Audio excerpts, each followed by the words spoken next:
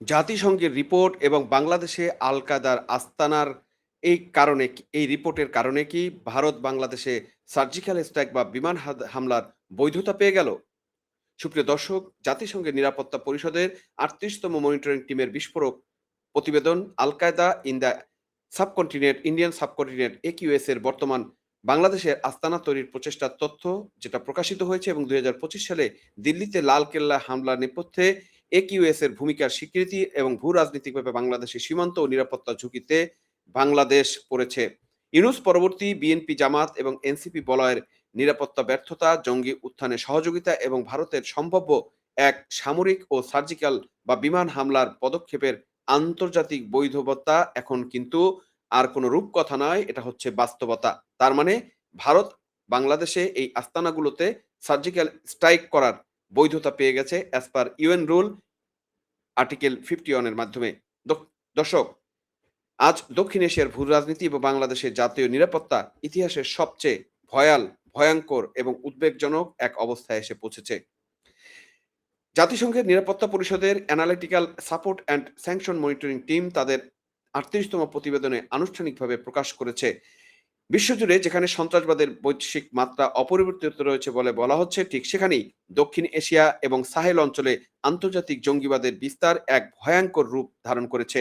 এই আন্তর্জাতিক নথিতে সবচেয়ে বিস্ফোরক তথ্যটি হলো আন্তর্জাতিক নিষিদ্ধ ঘোষিত জঙ্গি সংগঠন al Qaeda in the Indian subcontinent AQIS আফগানিস্তানের দক্ষিণ পূর্বাঞ্চলীয় অঞ্চলীয় সক্রিয় থাকার পাশাপাশি বাংলাদেশে ঘাঁটি হিসেবে ব্যবহার করছে, সেখানে স্থানীয় অপারেশনাল সেল এবং আস্তানা গড়ার জোর প্রচেষ্টা চালাচ্ছে। দর্শক, চিন্তা করুন, আন্তর্জাতিক সম্প্রদায় যখন জাতিসংঘের নিরাপত্তা পরিষদের টেবিলে বসে বলছে যে বাংলাদেশ আল কায়দার আস্তানা গড়ছে, আর তখন ঢাকায় যে আমাদের নীতি নির্ধারক বা প্রশাসনের লোকরা আছে তারা কি করছেন? বিশ্ব বাটপার ইউনূসের শাসনামলে ভারত যখন একাধিকবার সুনির্দিষ্ট তথ্য তুলে ধরে ডসিয়ার হাতে তুলে দিয়েছিল, তৎকালীন আমাদের এনএসএ বা জাতীয় নিরাপত্তা উপদেষ্টা বানানো হয়েছিল তথাকথিত বিদেশি ফরেনার খলিলুর রহমান ওরফে রজার খলিলের কাছে, তারপরেও কিন্তু তারা কোনো ব্যবস্থা নেয়নি।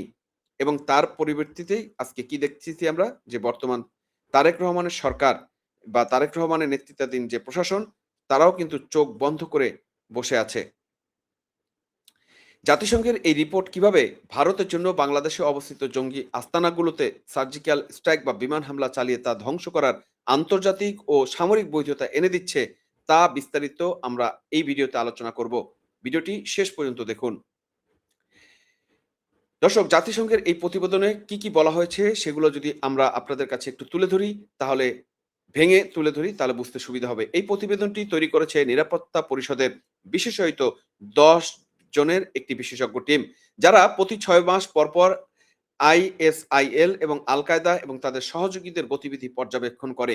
২০২৫ সালের ১৬ ডিসেম্বর থেকে ২০২৬ সালের ৯ জুন পর্যন্ত তথ্য বিশ্লেষণ করে তারা দেখাচ্ছে একিউএস এর আগের মতো বিচ্ছিন্ন কোনো দুর্বল দল হিসেবে এখন তারা নাই। তারা এখন বেশ শক্তিশালী হয়ে উঠছে এবং তারা এখন ছোট ছোট স্বাধীন সেল, শক্তিশালী লজিস্টিক্স এবং কৌশলগত আর্থিক নেটওয়ার্ক গড়ে তুলছে। সবচেয়ে চাঞ্চল্যকর বিষয় হলো ২০২৫ সালের ১০ নভেম্বর দিল্লির লালকেল্লার সামনে যে মর্মান্তিক গাড়ি বোমা বিস্ফোরণ ঘটেছিল, সেখানে ১১ থেকে ১৫ জন নিরীহ মানুষ নাগরিক প্রাণ হারিয়েছিলেন। জাতিসংঘের এই ৩৮তম প্রতিবেদনে আনুষ্ঠানিকভাবে সেই হামলার পেছনে একিউএস এর বা এই অঞ্চলের যে আল কায়দা তার সরাসরি সম্পৃক্ততা নিশ্চিত করেছে।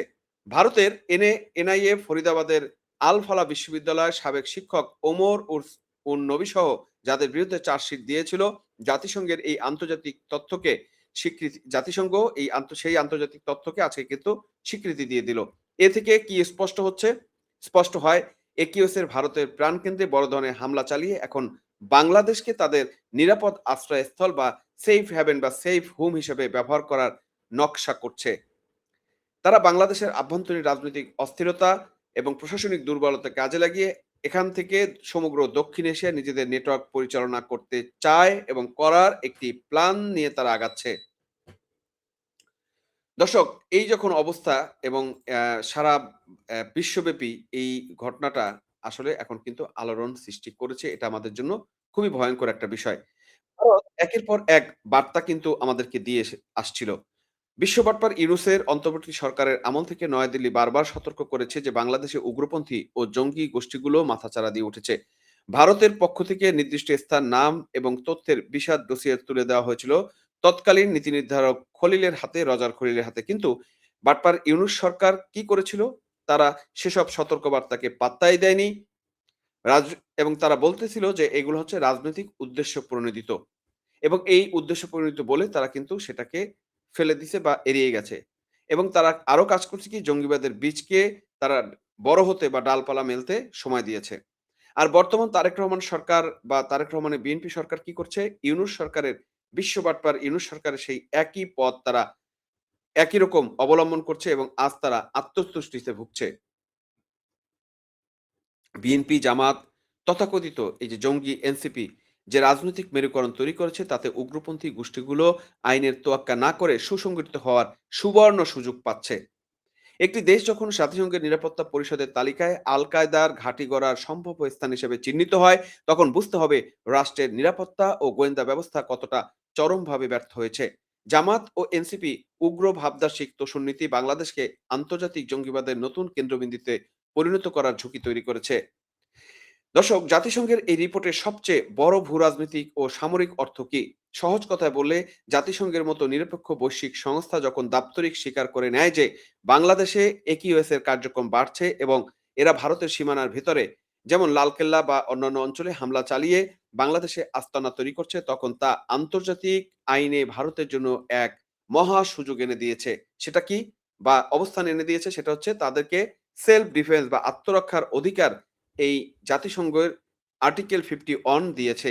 এবং সেই অনুযায়ী তারা যেটা কাজ করতে পারবে, ভারত আন্তর্জাতিক দরবারে পরিষ্কারভাবে বলতে পারবে বাংলাদেশের মাটি থেকে আমাদের দেশে হামলা চালানো হচ্ছে এবং বাংলাদেশের বর্তমান সরকার এই আস্তানা দমনে ব্যর্থ হয়েছে। সুতরাং আমাদের নিজস্বের সুরক্ষার জন্য আমরা বাংলাদেশে অবস্থিত উগ্রপন্থী এবং একিউএস এর আস্তানাগুলোতে সার্জিক্যাল স্ট্রাইক বা বিমান হামলা চালাতে বাধ্য হয়েছি। আর এটি কেবল এখন কোনো সম্ভাবনার কথা নয় দর্শক। এটি এখন একটি দিনের আলোর মতো স্পষ্ট বাস্তবতা। যদি বাংলাদেশ সরকার নিজেদের সীমানা থেকে একিউএস এবং জঙ্গি আস্তানা উপড়ে ফেলতে না পারে, তবে ভারত যেকোনো মুহূর্তে সীমান্ত পার হয়ে সুনির্দিষ্ট লক্ষ্যে বিমান হামলা বা ড্রোন হামলা চালাবে এবং আন্তর্জাতিক সম্প্রদায়, বিশেষ করে জাতিসংঘ এবং মার্কিন যুক্তরাষ্ট্র, ভারতকে বাধা দেওয়ার কোনো আইনি ভিত্তি পাবে না। দর্শক, জাতিসংঘের রিপোর্টে আরো কিছু ভয়ঙ্কর তথ্য তুলে ধরা হয়েছে যা পুরো বিশ্বকে নাড়ি দিয়েছে। আমি আপনাদের সামনে রিপোর্টটা একটু দেখাচ্ছি। সেই রিপোর্টে যেটা বলা হয়েছে, আল কায়দা এবং আইএসআইএল উভয়ই বহুদিন ধরে রাসায়নিক এবং জৈবিক অস্ত্র বা কেমিক্যাল বায়োলজিক্যাল যে উইপেন সেটা তৈরি করার চেষ্টা করছে। যদিও প্রযুক্তিগত জটিলতায় তারা এখনো পুরোপুরি সফল হয়নি। তবে ভারতের একজন চিকিৎসকের মাধ্যমে রাইজিন নামের ভয়াবহ বিষ তৈরির চক্রান্ত তারা উন্মোচিত হয়েছে। এই ধরনের উগ্রপন্থী সেল যদি বাংলাদেশের সীমানায় তাদের আস্তানা শক্ত করতে পারে এবং তারা এই ধরনের মারণাস্ত্র তৈরির সক্ষমতা অর্জন করে, তবে বাংলাদেশের অবস্থা কোন পর্যায়ে গিয়ে যাবে সেটা একটু চিন্তা করেন। সোমালিয়া বা মালির মতো আফ্রিকার ধ্বংসপ্রাপ্ত রাষ্ট্রগুলোর সাথে বাংলাদেশকে একই কাতারে এনে দাঁড় করিয়েছে নিরাপত্তা পরিষদ। সাহেল অঞ্চলের মতো দক্ষিণ এশিয়ায় যদি চরমপন্থার তীব্র রূপ নেয়, তবে আমাদের অর্থনীতি এবং বৈশ্বিক বাণিজ্য, পোশাক খাত এবং আন্তর্জাতিক ভাবমূর্তি সম্পূর্ণ গুড়িয়ে যাবে। অথচ আমাদের দেশের ক্ষমতাসীন বিএনপি এবং বিরোধী দল যাদের তথাকথিত মামু ভাগ্নের যে দল জামাত এবং এনসিপির জঙ্গি এনসিপির নেতারা রাজনীতির কারাগার ছড়াছড়িতে ব্যস্ত এবং এই জঙ্গিবাদকে বিস্তার সুযোগ দিতে ব্যস্ত রয়েছে। এনসিপি, জামাত, বিএনপির এই যে সম্মিলিত ব্যর্থতা এবং জঙ্গিবাদের উত্থানে সহায়তা করা তা দেশকে এক চরম বিপদের মুখে ঠেলে দিয়েছে। তারা জনগণের সুরক্ষার চেয়ে নিজেদের ক্ষমতার রাজনৈতিক অঙ্ক মেলাতেই বেশি ব্যস্ত। জঙ্গিবাদ দমন কেবল একটি রাজনৈতিক স্লোগান নয়, এটি রাষ্ট্রের অস্তিত্ব টিকিয়ে রাখার লড়াই। বিশ্ব বাটপার ইউনূসের আমলে যে অবহেলা শুরু হয়েছিল, তারেক সরকারের আমলে তা চরম অবহেলার রূপ নিয়েছে। ভারত যদি সত্য তথ্য এবং জাতিসংঘের আন্তর্জাতিক রিপোর্টের ভিত্তিতে বাংলাদেশের ভৌগোলিক সীমানার ভিতরে সার্জিক্যাল স্ট্রাইক চালায়, তবে সেই দায়ভার সম্পূর্ণরূপে এই ব্যর্থ প্রশাসনকে নিতে হবে। সার্বভৌমত্ব রক্ষার কাজ না করে জঙ্গি আস্তানা গড়ে তুলতে দেওয়ার সুযোগ দেওয়াটা রাষ্ট্রের বিরুদ্ধে সবচেয়ে বড় অপরাধ বলে আমরা মনে করি, যা বাটপার ইউনূসের পরে এখন বিএনপি সরকার একই পথে হাঁটছে বলে আমরা লক্ষ্য করছি। পরিশেষে একটা কথাই বলতে চাই দর্শক এবং অত্যন্ত স্পষ্ট ভাষায় বলতে চাই, জাতিসংঘ নিরাপত্তা পরিষদের ৩৮তম মনিটরিং রিপোর্টে বাংলাদেশের জন্য কোনো সাধারণ সতর্কবার্তা নয়। এটি একটি চূড়ান্ত বিপদ সংকেত এবং alarm. Al Qaeda in the Indian subcontinental AQIS যদি বাংলাদেশে একটি শক্ত ঘাঁটি তৈরি করে ফেলে, তবে দেশীয় আইনশৃঙ্খলা ব্যবহার করার ব্যবস্থার সাথে, সাথে সীমান্ত নিরাপত্তা পুরোপুরি ভেঙে পড়বে। ভারত তাদের জাতীয় সুরক্ষার স্বার্থে হামলা চালাতে পিছপা হবে না। দর্শক, এখনই সময় প্রশাসনকে ঘুম থেকে জেগে উঠতে হবে।